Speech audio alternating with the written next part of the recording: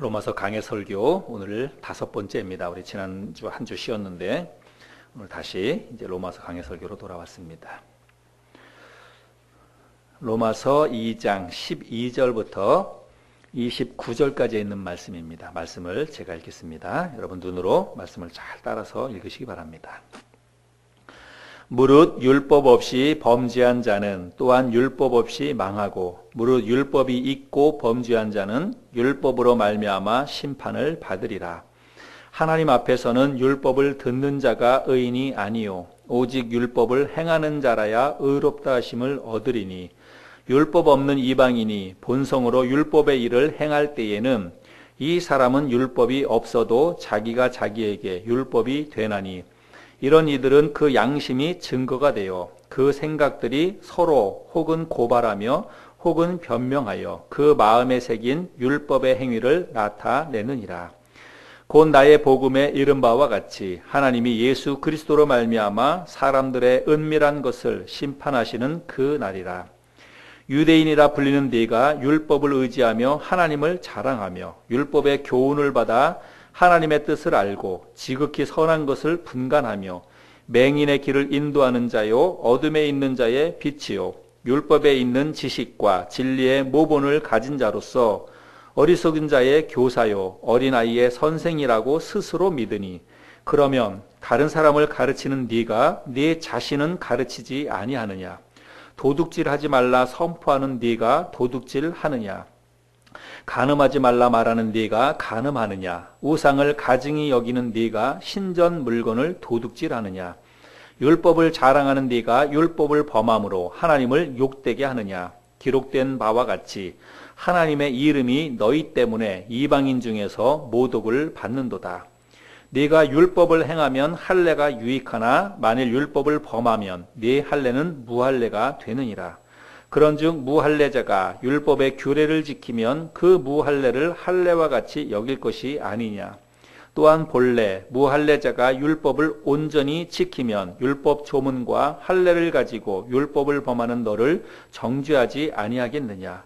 무릇 표면적 유대인이 유대인이 아니요 표면적 육신의 할례가 할례가 아니니라. 오직 이면적 유대인이 유대인이며 할례는 마음에 할지니 영에 있고 율법 조문에 있지 아니한 것이라. 그 칭찬이 사람에게서가 아니요 다만 하나님에게서니라. 아멘. 우리 로마서 강해 설교하고 있는데 먼저 번에는 제가 하나님의 보응에 대한 말씀을 전했습니다. 하나님의 보응은 우리의 삶 가운데 화 아니면 복으로 임한다라고 말씀을 드렸죠. 하나님의 보응이 우리의 삶 가운데 재앙이 아니라 축복이 되게 하기 위해서는 삶 속에서 우리가 불의를 버리고 선을 행해야 한다라고 하는 것들을 지난번 말씀을 통해서 함께 나눴습니다. 오늘 읽은 본문 말씀에 보면 오늘은 유대인과 율법에 관한 그런 말씀이 기록되어져 있습니다. 근데 여러분 우리는 유대인도 아니잖아요. 그리고 지금은 율법의 시대도 아닙니다.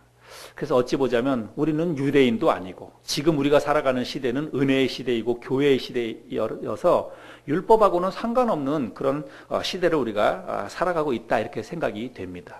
그러고 보면 오늘 본문 말씀은 우리와는 별로 상관없는 말씀처럼 우리가 그렇게 생각할 수 있어요. 그런데 여러분 오늘 이 본문 말씀 우리가 읽은 이 본문 말씀은 오늘을 살고 있는 이 땅에 있는 모든 교회 그리고 모든 그리스도인들에게 너무나 정확하게 맞는 하나님의 말씀입니다. 아주 정확하게 해당되는 그런 중요한 말씀이라고 하는 거예요. 그래서 오늘 우리가 이 말씀을 나누면서 각자 내 자신이 이 말씀과 어떤 그 연관이 있는지 이 말씀을 통해서 내가 깨닫고 배워야 할 말씀은 교훈으로 마음속에 새겨야 될 그런 말씀이 무엇인지를 마음속에 잘 새겨보는 그런 시간이 될 수 있기를 바랍니다. 여러분 유대인들은 어떤 사람이냐면 유대인들은 자기들만 하나님으로부터 선택받았다라고 하는 이 선민의식에 사로잡혔던 사람들이 유대인입니다.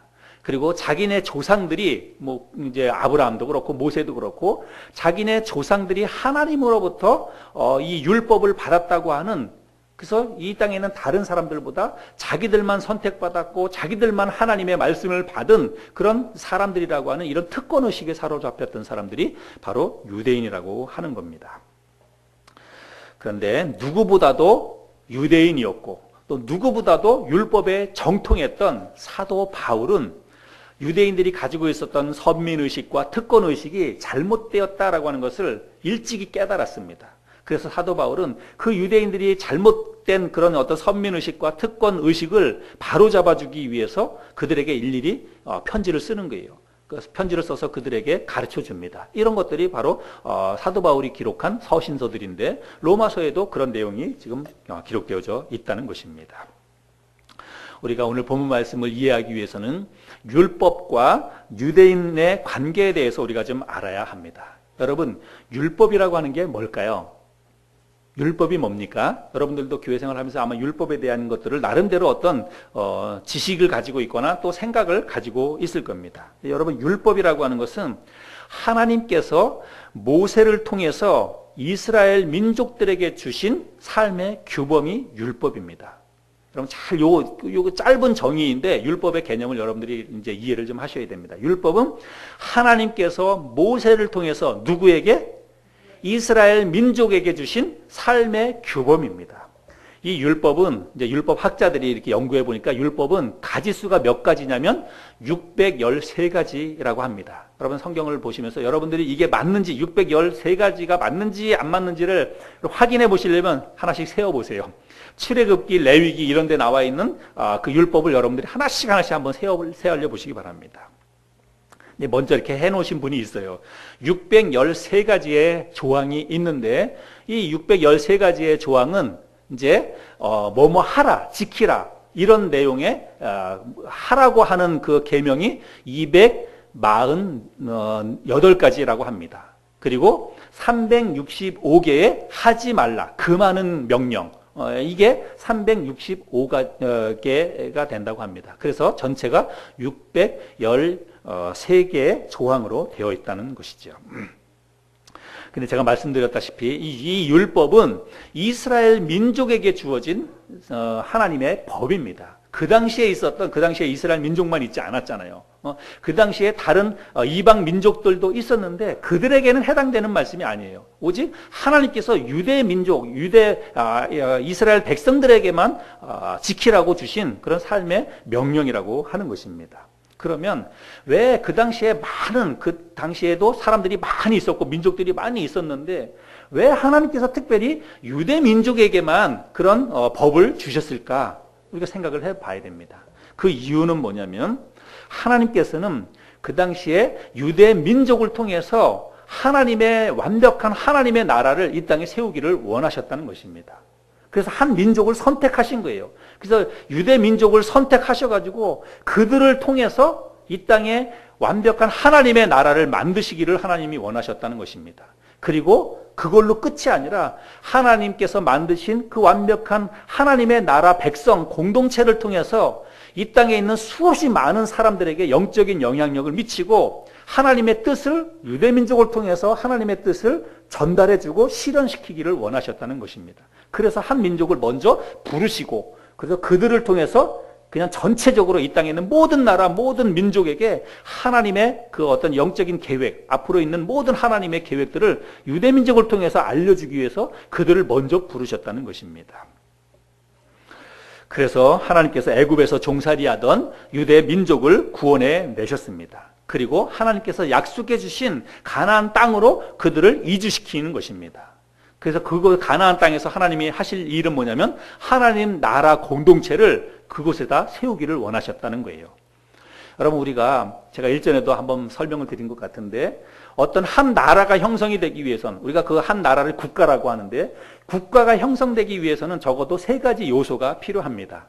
국가의 3요소. 여러분 그런 거 공부해 보신 적 있죠? 국가의 3요소는 뭐냐면 국민, 백성들이 있어야 돼요. 국민, 그 다음에 또 하나는 영토, 땅이 있어야 되고 그 다음에 또 하나는 주권이 있어야 됩니다. 국민, 영토, 주권.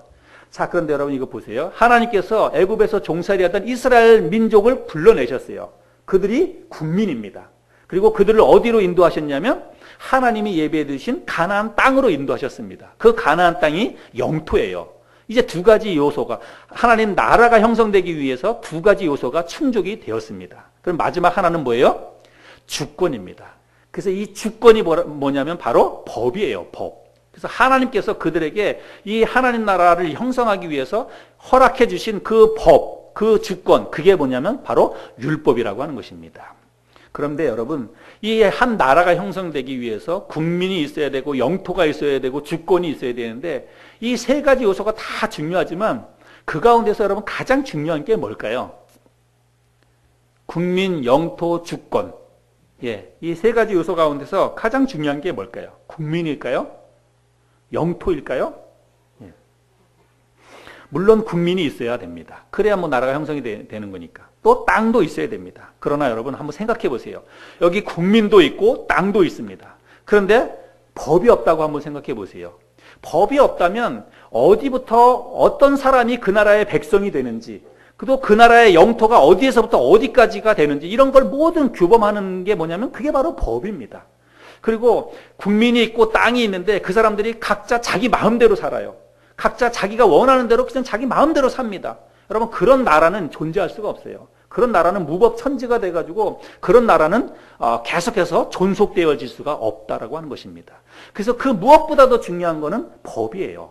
그래서 하나님께서 이스라엘 민족 공동체에게 가나안 땅에 들어가서 그들이 영원토록 행복하게 그리고 잘 살 수 있게 하기 위해서 허락해 주신 게 뭐냐면 그게 바로 법이라고 하는 것입니다. 여러분 지금 우리가 살아가고 있는데 만약에 우리가 대한민국 이 땅에서 살고 있는데 법이 없다고 생각해 보세요. 우리가 행복하게 잘 살 수 있겠습니까? 절대로 법이 없으면 행복하게 잘 살 수가 없습니다. 법이 있으니까 그 법이 우리를 보호해 주는 거예요. 법이 없으면 누구라도 내 재산을 마음대로 가져갈 수 있습니다. 내 몸도 내 목숨도 누구라도 마음대로 해코지할 수 있어요. 하나도 법의 제재를 받지 않는다고 한다면. 그러나 법이 있기 때문에 우리가 안전하게 보호받으면서 행복하게 잘 살 수가 있다라고 하는 것입니다. 그러니까 여러분 율법이라고 하는 것은 이스라엘 백성들에게 하나님께서 율법을 주신 것은 가나안 땅에 들어가서 너희들이 행복하게 영원토록 잘 살게 하기 위해서 하나님이 율법을 주셨다고 하는 것입니다. 그 율법은 살리는 법이에요. 그들을 행복하게 잘 살게 하기 위한 법이라고 하는 것입니다. 우리가 율법에 대한 오해와 편견을 좀 버려야 됩니다. 아마 우리가 신앙생활 하면서 교회에서 신앙생활 하면서 또 공부도 하고 그래가지고 나름대로 율법에 대한 우리가 정확한 개념은 없다 할지라도 율법에 대한 생각들을 나름대로 가지고 있을 것입니다. 그런데 많은 사람들이 율법에 대해서 어떻게 생각하냐면 율법은 딱딱한 것이다. 율법은 어려운 것이다. 이렇게 생각을 합니다. 그리고 율법이라고 하는 것은 사람들을 손통을 조이는 것이다. 답답하게 하는 것이다. 뭐 이렇게 규제하는 것이다. 우리가 이렇게 이제 생각을 많이 합니다. 그리고 율법은 결코 인간이 지킬 수 없는 것이다. 저 613가지를 어떻게 다 지키며 살 수 있느냐. 율법은 지킬 수 없는 것이다. 이렇게 생각을 합니다. 근데 여러분, 만약에 율법이 진짜 그런 거라면 그렇게 답답하고 사람들의 삶을 구속시키고 그래서 결코 지킬 수 없는 것이라고 한다면 하나님이 그걸 왜 주셨겠어요? 그런 거를 이스라엘 백성들에게 하나님이 왜 그런 법을 주셨겠느냐라고 하는 거예요. 여러분 상식적으로 그렇지 않습니까? 이스라엘 백성들을 애굽에서 구원해 내가지고 그들을 가나안 땅에서 살게 하셨는데 거기 가서 살면서 이 법을 지키면서 살아라라고 했는데 지키지도 못할 법을 그 손통을 막히게 하는 답답한 법을 주셨다고 한다면 그런 하나님을 우리가 믿고 섬길 이유가 없는 거잖아요. 하나님은 그들이 정말 행복하게 잘 살기 위해서 생활의 규범을 주셨어요. 그래서 율법이라고 하는 것은 결코 사람을 숨막히게 하는 답답한 것이 아니라고 하는 것을 우리가 알아야 됩니다. 또 결코 지킬 수 없는 까다롭고 어려운 것도 아니라고 하는 것을 우리가 알아야 돼요. 제가 일전에 말씀을 드렸죠. 율법은 쉬운 겁니다. 율법은 누구라도 지킬 수 있는 쉬운 거예요. 여러분들이 출애굽기나 레위기에 있는 말씀, 율법에 대한 말씀들을 하나씩 한번 읽어보시기를 바랍니다. 율법의 대표가 그래도 10계명인데 여러분 10계명만 하더라도 그 계명 한 가지를 여러분 따져서 한번 살펴보세요. 읽어보세요. 그게 인간이 결코 지킬 수 없는 어려운 것인가? 여러분 제1계명은 무엇입니까? 너는 나 이외에 다른 신을 내게 두지 말라. 오직 나만 믿고 나만 섬기라. 여러분 인간이 왜 그걸 못 지킵니까? 이방 신들 다른 신 섬기지 말고 오직 하나님만을 믿고 하나님만을 섬기는 거, 여러분 그게 어려워요? 그거 누구라도 할 수 있습니다. 네 부모를 공경하라. 부모 공경하는 거 왜 못합니까? 부모 공경하는 거 할 수 있어요. 살인하지 말라. 도둑질하지 말라. 이런 게 왜 지키지 못할 어려운 법입니까? 쉬운 겁니다. 누구라도 지킬 수 있는 거예요. 613가지나 되는 그 많은 법을 어떻게 다 지키느냐고요? 그 규범이 많다, 종목이 많다라고 하는 것은 오히려 우리에게 감사의 조건이에요. 왜냐하면 두루뭉실해가지고 이거를 지켜야 되는지 말아야 되는지 그걸 우리가 좀 정확하게 규정 지을 수 없다면 그러면 헷갈리고 그러면 어길 수도 있어요. 그러나 삶의 모든 부분에 걸쳐서 요럴 때는 요렇게 지키고 요럴 때는 요렇게 하는 것이다. 이걸 다 가르쳐 줬다면 오히려 더 지키기가 쉬운 거예요. 가지수가 많기 때문에 어려운 게 아니라고 하는 것을 우리가 알아야 합니다. 그런데 여러분, 우리가 아는 것처럼 이스라엘 민족은 율법을 지키는 일에 실패했습니다. 여러분, 이스라엘 백성들이 왜 율법을 못 지켰는지 아십니까? 왜 못 지켰어요? 어렵기 때문인가요? 그게 너무 까다롭고 또 그 율법을 지키는 것이 힘들기 때문에 그들이 못 지켰습니까? 가지수가 너무 많아가지고 그걸 다 못 지켰습니까? 아니에요. 율법을 그들이 지키지 못한 이유는 뭐냐면 욕심 때문에 율법을 지키지 못했다고 하는 것입니다. 우리가 이미 로마서 1장에서 말씀을 살펴보았지만 그들이 그 마음에 하나님 두기를 싫어했기 때문에 마음속에 하나님 두기를 싫어하고 오히려 자기의 욕심에 이끌려서 욕심대로 마음대로 살다가 보니까 하나님의 율법을 떠나버리는 것입니다. 하나님의 법대로 살려면 자기의 욕심을 버려야 되는데 자기의 욕심을 따라서 물질을 추구하고 욕심을 따라서 어떤 그 쾌락을 따라 살아가다 보니까 당연히 하나님의 율법은 그들이 지킬 수가 없게 되는 것입니다. 오늘날도 마찬가지예요. 율법이 까다롭거나 지키기 어렵기 때문에 우리가 못 지키는 게 아니라 우리 안에 있는 욕심이 그 하나님의 법을 따르지 않기 때문에 우리도 율법을 지키지 못한다라고 하는 것입니다. 이제 혈통적으로 아브라함의 피를 물려받았다고 자랑하지요. 유대인들은 혈통적으로 우리는 아브라함의 피를 물려받았기 때문에 우리는 선택된 백성이다. 이런 선민의식을 유대인들이 가지고 있었습니다. 그런데 이 유대인들은 과거 자신들의 조상들이 범했던 과오를 똑같이 범하고 있습니다. 지금 신약시대에 있는 이 로마서 배경이 되는 이 유대인들도 과거 구약시대 때 있었던 그 이스라엘 민족 그 조상들의 그 과오를 그들이 지금 똑같이 범하고 있다는 말씀이에요. 이 유대인들은 모세로부터 율법을 전수받았습니다. 그리고 그 율법을 잊어버리지 않기 위해서 유대인들은 그 율법을 잊어버리지 않기 위해서 이 오른손 등에다가 여기다가 주머니를 매달아 가지고 그 율법을 가지고 다닙니다. 그리고 여기 이마에다가도 여기 주머니 하나를 만들어 가지고 율법을 가지고 다녀요. 그래서 어디 가서든지 그걸 꺼내서 읽고 또 읽고 외우고 그렇게 합니다. 유대인들이 그렇습니다. 제가 그림을 몇 개 보여줄 텐데 여러분 이게 정통 유대인의 복장이에요. 근데 지금 이마에 지금 뭐 하나 이렇게 매달았죠? 거기가 네모난 상자예요. 이게 다 테필린이라고 하는 것인데 이게 정통 유대인들의 복장입니다. 여기에는 깨알같이 써있는 율법들이 기록되어 있습니다. 그래서 여기를 언제든지 열어가지고 상자를 열어서 그거를 펼쳐서 항상 읽고 외우는 사람들이 유대인이에요. 저 오른손 등에, 손에도 이렇게 까맣게 이렇게 테이핑이 되어 있는데 그 테이핑이 되어 있고 여기 손등에 보면 여기도 이제 상자같이 되어 있고 거기에도 꺼내서 읽어볼 수 있는 율법이 있다는 것입니다. 이게 이제 유대인들의 복장입니다. 그래서 유대인들은 어느 곳에 가든지 회당에 가면 유대인의 랍비들이 저렇게 사람들을 모아놓고 말씀을 가르치고 또 말씀을 낭독하고 그게 유대인들의 삶의 전통입니다. 그래서 유대인들은 어느 곳에 가든지 어디에 있든지 늘 하나님의 율법을 꺼내서 읽고 또 그거를 가르치고 그렇게 했던 사람들이 유대인입니다. 근데 여러분 문제가 뭔지 아십니까? 유대인들이 그 어떤 나라, 어떤 민족보다도 하나님의 말씀을 지키고 하나님의 말씀대로 살기 위해서 그거를 잊어버리지 않기 위해서 이마에 메고 또 손등에 메고 그렇게 다녔는데도 불구하고 그들의 문제는 뭐냐면 율법의 가르침대로 살지 않았다는 것입니다. 그들이 율법을 잘 알고 늘 말씀을 듣고 그렇긴 했지만 그 말씀대로 살지 않았다는 것입니다. 여러분 법은요, 그 법을 지킬 때에만 효력이 있는 거예요. 그렇죠? 예. 아무리 좋은 법이 있다 할지라도 그 법을 지키지 않는다면 법이 소용이 있습니까? 법이 있으나 마나잖아요. 법은 지키라고 있는 것입니다. 아무리 훌륭한 법이 있다 할지라도 그 법을 지키지 않는다면 그 법은 소용이 없는 것입니다. 여러분 오늘 본문 말씀에 보면 여러분 12절 말씀을 볼까요? 같이 한번 읽어보겠습니다. 12절 저와 함께 좀 한번 읽어보시겠습니다. 시작.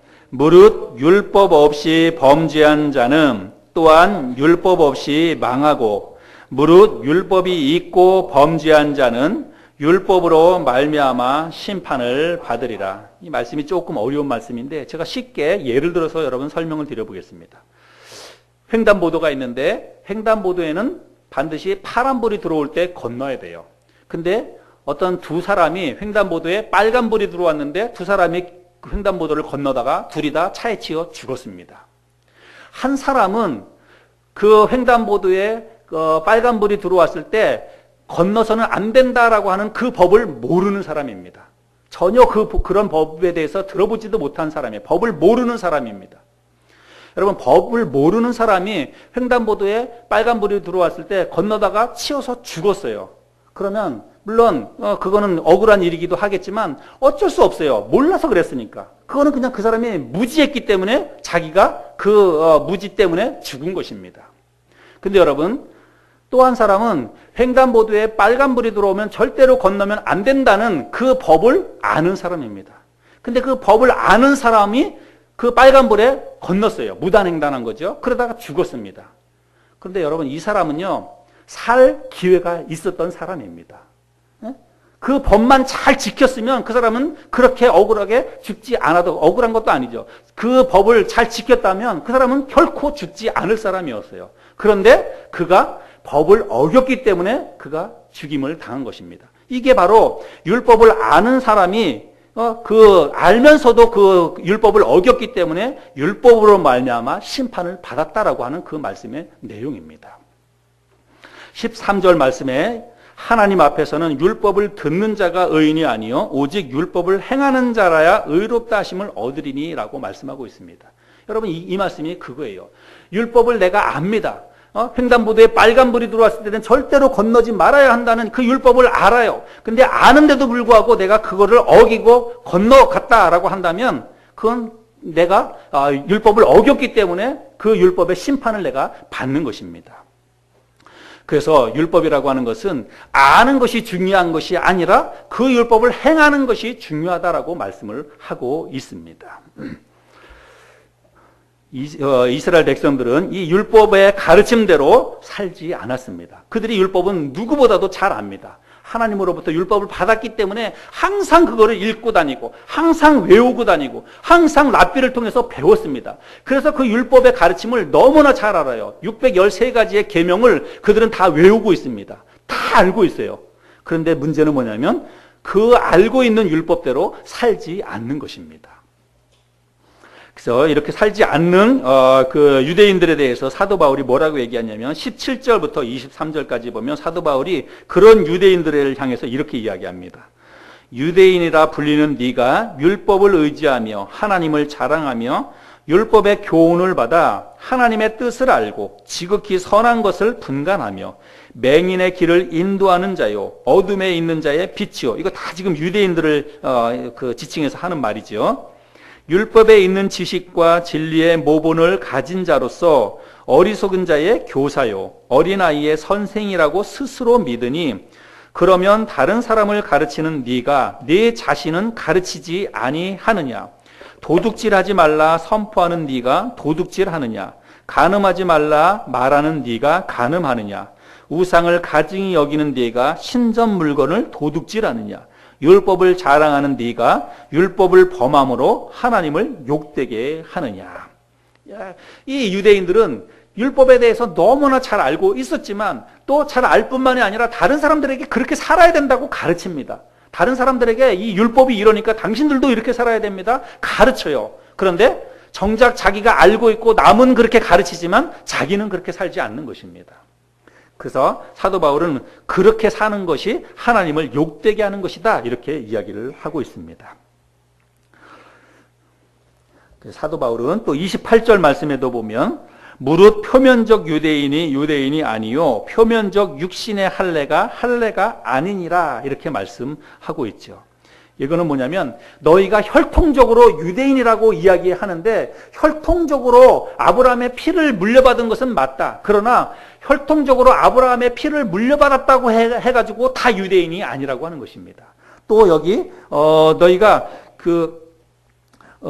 모세로부터 율법을 받았다고 이야기하는데 지키지 않는 율법은 더 이상 율법이 아니라고 지금 이야기하는 것입니다. 근데 지금 유대인들은 그냥 혈통적으로 유대인이고 우리가 율법을 받았기 때문에 율법은 우리 것이다라고 그렇게만 생각을 하고 있었는데 그런 생각, 그 잘못된 생각이 오히려 하나님의 이름을 모독한다라고 바울이 지적합니다. 24절에 보면 기록된 바와 같이 하나님의 이름이 누구 때문에요? 그럼 말씀을 보세요. 24절 말씀. 기록된 바와 같이 하나님의 이름이 누구 때문에? 너희 때문에 이방인 중에서 모독을 받는도다. 하나님의 이름이 누구 때문에요? 유대인들 때문에 이방 사람들에게 모독을 받는다라고 이야기하고 있습니다. 여러분, 우리들이 잘 아는 말씀, 우리가 쉽게 얘기하는 것처럼 여러분, 자식이 잘못하면 누가 욕을 먹습니까? 부모가 욕을 먹습니다. 자식이 밖에 나가서 망나니 짓을 하고 다니면 부모가 욕을 먹는 것입니다. 여러분, 대한민국 국민이 요즘은 뭐 다 이렇게 해외여행도 자주 다니는데 대한민국 국민이 해외에 나가가지고 그 나라의 법을 어기고 마음대로 행동한다면 누가 욕을 먹습니까? 국가가 욕을 먹습니다. 대한민국 나라가 욕을 먹습니다. 하나님으로부터 선택받았다라고 하는 이 유대인들이 율법을 알면서도 지키지 않음으로 말미암아서 오히려 그들 때문에 하나님의 이름이 그 유대인들 때문에 세상 사람들에게 모독을 받는다. 오늘 말씀이 바로 그런 내용입니다.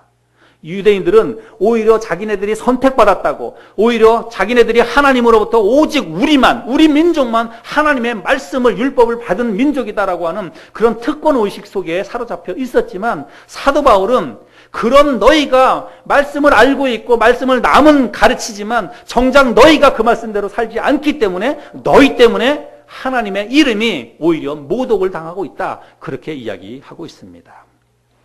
여러분, 오늘 본문 말씀이 오늘날 교회와 이 땅에 있는 모든 교회와 우리 교회도 마찬가지고 우리 그리스도인들에게 여러분 교훈이 되지 않습니까? 우리에게 주는 메시지가 있지 않습니까? 오늘날 이 땅에 있는 교회와 그리스도인들에 대한 이 세상의 반응은 결코 호의적이지 않습니다. 여러분, 이 세상에 안 믿는 사람들, 다른 종교에 있는 사람들이 기독교를 향해서, 교회를 향해서 여러분 정말 존경하고 그리고 정말 우러러보거나 혹은 정말 이렇게 어떤 마음속에 어떤 그 신뢰하는 그런 마음을 가지고 교회를 바라보거나 교회 다니는 사람들을 그런 어떤 마음의 태도를 가지고 바라봅니까? 결코 그렇지 않습니다. 교회에 대해서 호의적이기는커녕 냉소를 넘어서 거의 학대 수준입니다. 교회를 향해서 사람들이 무차별하게 그 언어 폭력으로 공격을 합니다. 여러분, 교회 다니는 사람들이 안 믿는 사람들에게 뭔 피해를 끼쳤습니까? 아니면 뭐 그들에게 뭐 어떤 해코지를 했습니까? 그렇지 않는데도 불구하고 세상 사람들이 교회에 대해서 반응이 싸늘합니다. 그리고 냉수적입니다. 싸늘하고 냉수적인 것을 떠나서 어떤 때는 정말 무섭습니다. 그들이 교회를 향해서 내뱉는 말을 들어보면 또 교회 다니는 사람들에게 내뱉는 말을 들어보면 전도하기가 두려워요.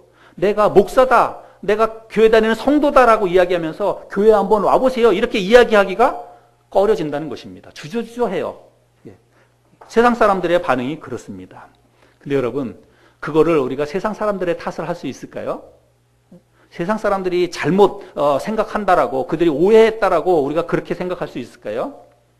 여러분, 자업자득이라고 하는 말을 아시죠? 자업자득. 자기가 저지른 일에 대한 과보가 자신에게 돌아감. 이게 자업자득입니다. 오늘날 이 땅에 있는 많은 세상에 있는 불신자들이나 또 다른 종교에 있는 사람들이 기독교를 향해서, 교회 다니는 사람들을 향해서, 우리를 향해서 내뱉는 그 무서운 말들은 다 자업자득입니다. 우리가 그렇게 했기 때문에 그런 말을 그대로 듣는 것입니다. 오늘날 교회와 그리스도인들에 대한 이 세상의 반응은 우리가 지금 보고 있는 이 성경 당시에 이방 사람들이 유대인들을 향해서 보였던 그 반응과 똑같습니다.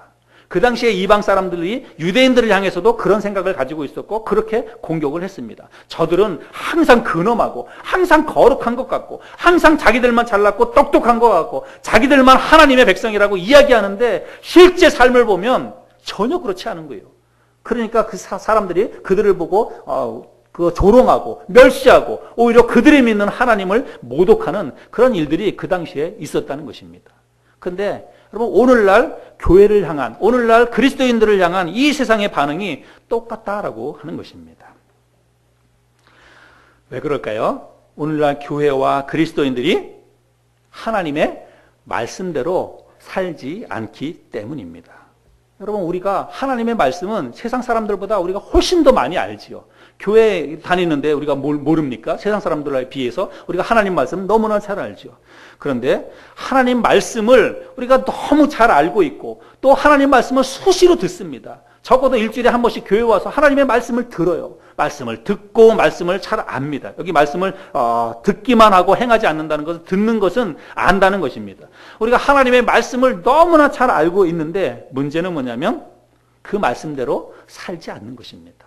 세상에 나가가지고 우리가 들은 말씀, 내가 아는 말씀대로 실천하고 살지 않기 때문에 우리 때문에, 나 때문에 하나님의 이름이 지금도 모독을 당하고 있다라고 하는 것을 우리가 기억해야 합니다. 여러분 예를 들어서 볼까요? 우리가 교회 다니면 우리 정말 하나님의 말씀 가운데서 우리가 너무 잘 아는 말씀 데살로니가전서 5장 16절부터 18절에 보면 뭐라고 말씀합니까? 항상 기뻐하라. 쉬지 말고 기도하라. 범사에 감사하라. 교회 다니는 사람 치고 이거 모르는 사람이 어디 있습니까? 근데 여러분 이 말씀은 우리가 너무 잘 아는데 정말 우리가 항상 기뻐합니까? 그리스도인들이 항상 기뻐합니까? 여러분 스스로 한번 생각해 보세요. 내가 기뻐할 때가 더 많은지 하루 24시간 가운데 내가 기뻐할 때가 더 많은지 아니면 불평하고 짜증내고 인상 쓰고 다닐 때가 더 많은지 내 자신을 한번 살펴보세요. 쉬지 말고 기도하라고 이야기하는데 여러분 하루 24시간 가운데 하나님 앞에 얼마나 기도합니까 우리가? 또 범사에 감사하라고 이야기하는데 매사에 우리가 하나님 앞에 늘 감사하는 삶의 태도를 가지고 또 그런 마음의 자세를 가지고 살아갑니까? 여러분 우리 자신만 보더라도 지금 여기 나타나 있는 유대인하고 다를 바가 뭐가 있습니까? 더하면 더했지.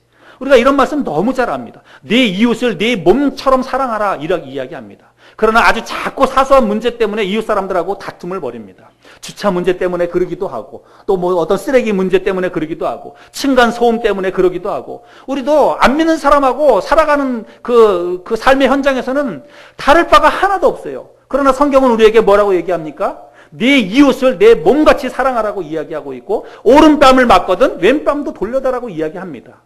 그런데 우리가 그렇게 살지 않아요. 실제로 살면서는 그렇게 안 삽니다. 세상 사람들하고 똑같이 살면서 절대로 요만큼도 손해보려고 안 합니다. 요만큼도 억울한 일은 당하려고 하지 않습니다. 그들을 위해서 조금 더 희생할 마음이 없습니다. 그렇게 우리가 살아가는 거예요. 그러면서도 주일날은 교회 간다고 가방 가지고 나옵니다. 성경책 들고 다닙니다. 세상 사람들은 저 사람은 교회 다니는 사람이라고 저 사람이 다니는 교회가 하늘소망교회라고 다 압니다. 주변에 있는 사람들은 다 알아요.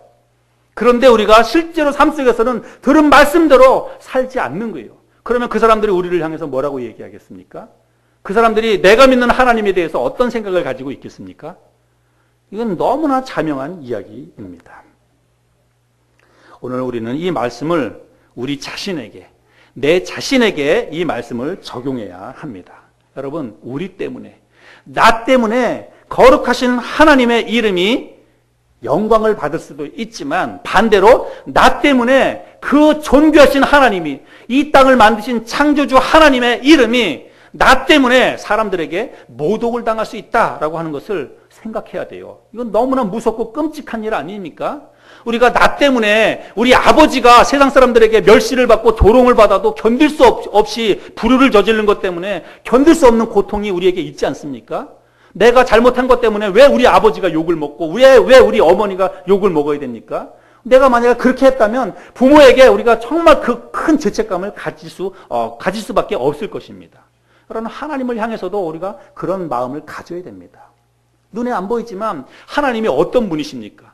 이 우주, 천지 우주를 다 만드신 분이 하나님 아닙니까? 우리의 삶을 늘 인도해 가시는 분이 하나님 아닙니까? 나를 위해서 정말 그 당신의 독생자 예수 그리스도를 십자가에 내어주신 그 사랑의 하나님 아닙니까? 그런데 그런 하나님의 이름을 왜 우리가 모독시키고 왜 그 하나님의 이름이 나 때문에 세상 사람들에게 모욕을 당해야 합니까?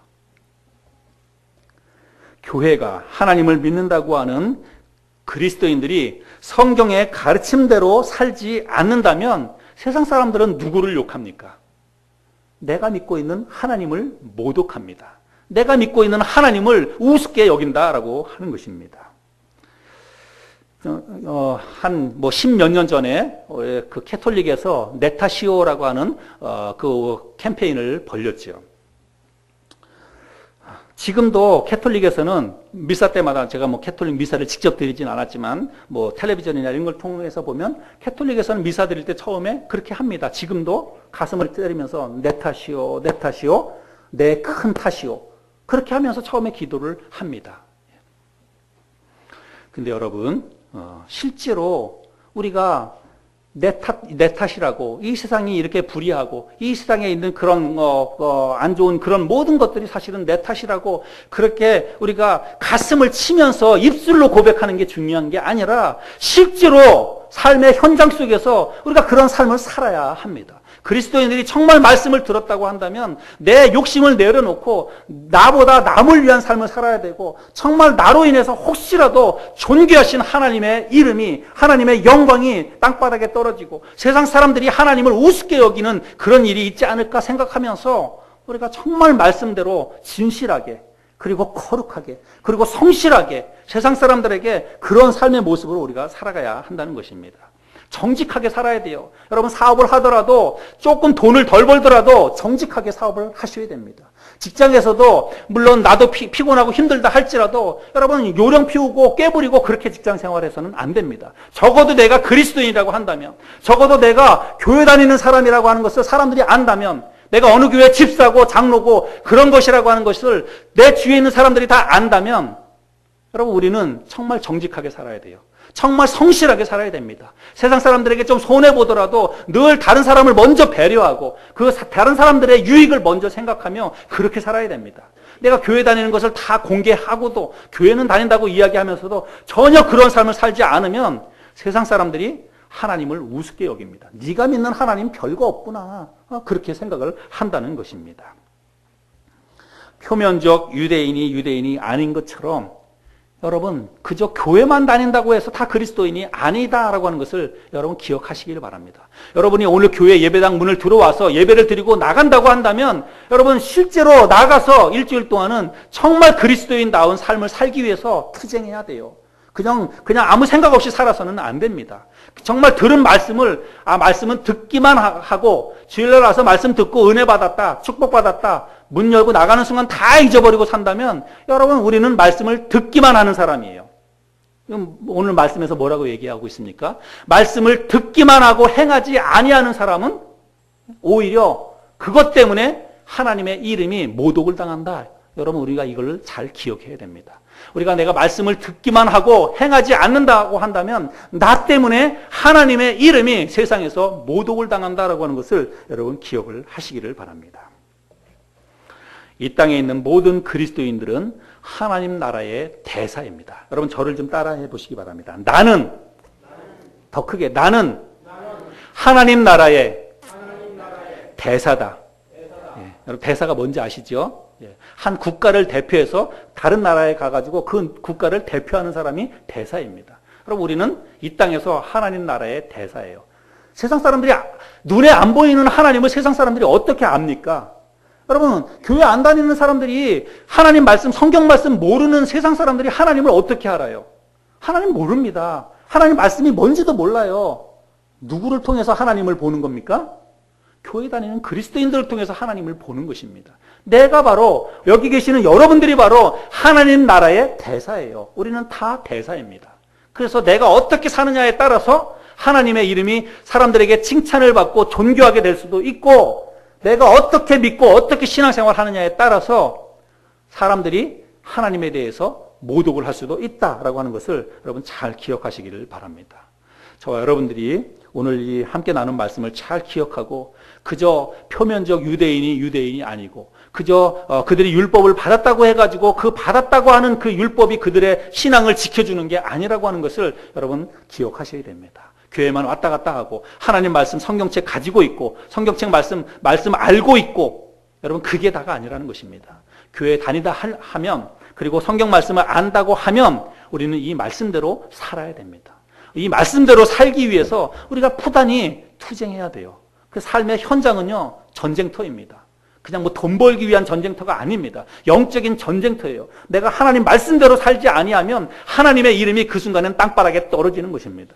그래서 하나님의 말씀대로 살아야 되는데 하나님 말씀대로 사는 게 어디 쉽습니까? 세상 속에서 하나님 말씀대로 살아가는 게 여러분 쉽습니까? 어려워요. 어려우니까 전쟁터죠. 어려우니까 우리가 정말 총칼을 들고 싸우는 것과 같이 그렇게 투쟁을 해야만 이겨낼 수 있는 것입니다. 그래서 하나님의 말씀을 들었다면 들은 말씀을 가지고 일주일 동안 늘 기억하고 어떻게 하면 내가 이 말씀대로 살 수 있을까? 내 자신을 의롭게 하기 위해서가 아니라 내 자신이 그렇게 살지 못하면 나 때문에 하나님의 이름이 모독을 당할 수 있다라고 하는 그 생각을 가지고 하나님의 말씀 가지고 씨름하고 또 이번 한 주간도 그 하나님 말씀대로 살아가기 위해서 씨름하는 저와 여러분들의 삶이 될 수 있기를 바랍니다. 마지막으로 우리 야고보서 1장 22절부터 25절까지 있는 말씀 우리 같이 읽고 오늘 말씀을 맺도록 하겠습니다. 야고보서 1장 22절부터 25절까지 말씀입니다. 우리 같이 한 목소리 좀 한번 읽어볼까요? 시작. 너희는 말씀을 행하는 자가 되고 듣기만 하여 자신을 속이는 자가 되지 말라.